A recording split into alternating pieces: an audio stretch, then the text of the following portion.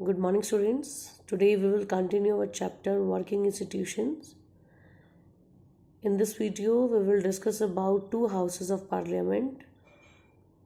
Students, this topic you have already studied in 8th class in detail, two houses of parliament. Most of the countries divided the role of parliament in two parts. They are called chambers or houses. एक chamber में basically वो लोग होते हैं जो directly elected by the people होते हैं और दूसरी बात दूसरे हाउस में directly elected indirectly and perform some special function. अगर हम इंडिया की बात करें, in our country the parliament consist of two houses, Lok Sabha and Rajya Sabha. Okay, तो Rajya Sabha is also known as council of states and the House of People is Lok Sabha. Okay, President of India is also the part of Parliament, but he or she is not member of either house. कोई सी भी house का वो member नहीं होते हैं, ना राज्यसभा के ना लोकसभा के. Okay, all the law made by the consent of the president, जब प्रेजिडेंट के सिग्नेचर किसी लॉ पे होते हैं, किसी बिल पर होते हैं, तभी वो लॉ बनता है. ओके, सो आपने इतनी डिटेल में इसको पढ़ा है. Let us recall the points कि लोकसभा और राज्यसभा के क्या हैं. The answer the following for the Lok Sabha and the Rajya Sabha. First, what is the total number of members? As you know, who elects the member, what is the length of the term in years, can the house be dissolved or it permanent. ये आपने detail में 8th class में पढ़े हैं questions. Now our next question is which of the two houses is more powerful? Lok Sabha ज़्यादा powerful है या Rajya Sabha?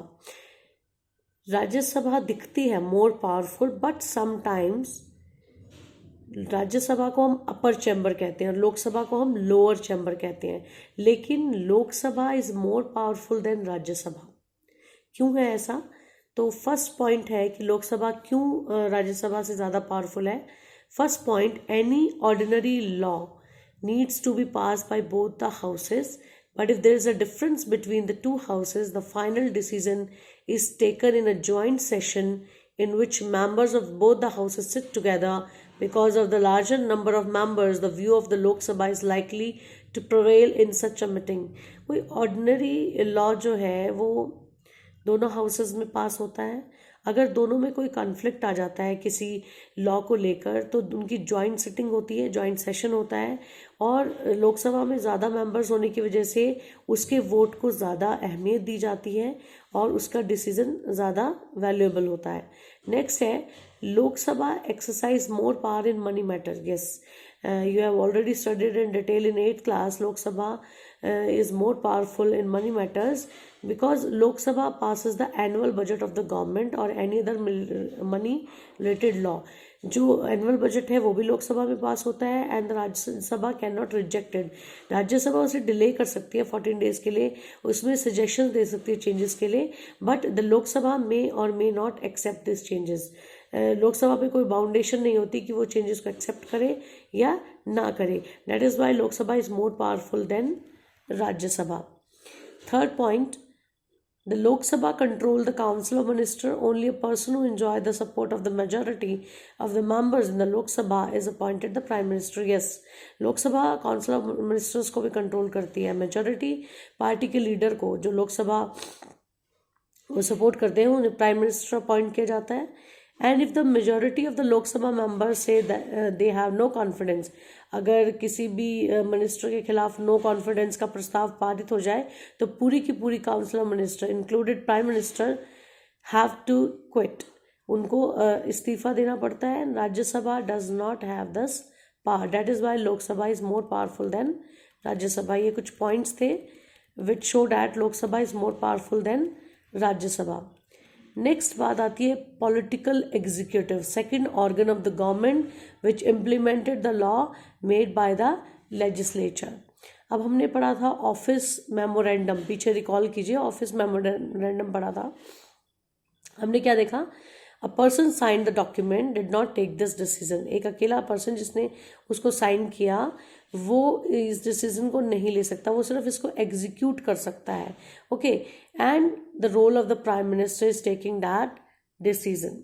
Okay, अब एग्जीक्यूशन जो है वो डिफरेंट लेवल पर है.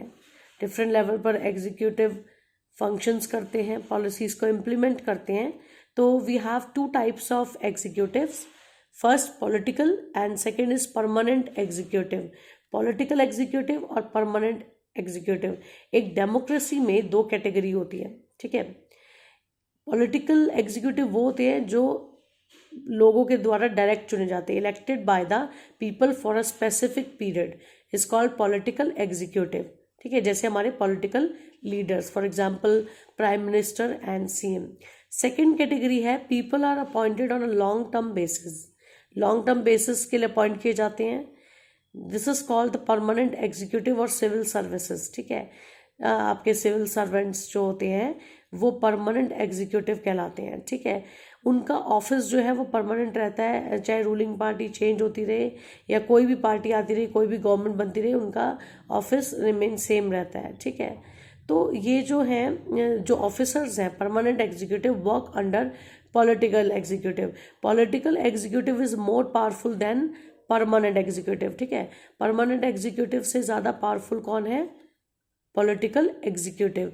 तो अब हमारा नेक्स्ट क्वेश्चन है कि Y political executive have more power than the non-political executive. Why is the minister more powerful than the civil servant? ठीक है, जबकि जो सिविल सर्वेंट होते हैं they are more educated, has more expert knowledge of the subject. उनको educated भी होते हैं, उनको ज़्यादा सब्जेक्ट की नॉलेज भी होती है. For example the advisory working in the finance ministry know more about economics than the finance minister. देखो, फाइनेंस मिनिस्ट्री में जो अपॉइंट हुआ उसको बहुत नॉलेज है इकोनॉमिक्स की, लेकिन जो फाइनेंस मिनिस्टर है उसके अंडर वो काम कर रहा है. फाइनेंस मिनिस्टर को बेशक उसकी बहुत कम टेक्निकल नॉलेज है, लेकिन वो उससे ज़्यादा पावरफुल है. ठीक है, अब रीजन क्या है इसका? Reason is very simple.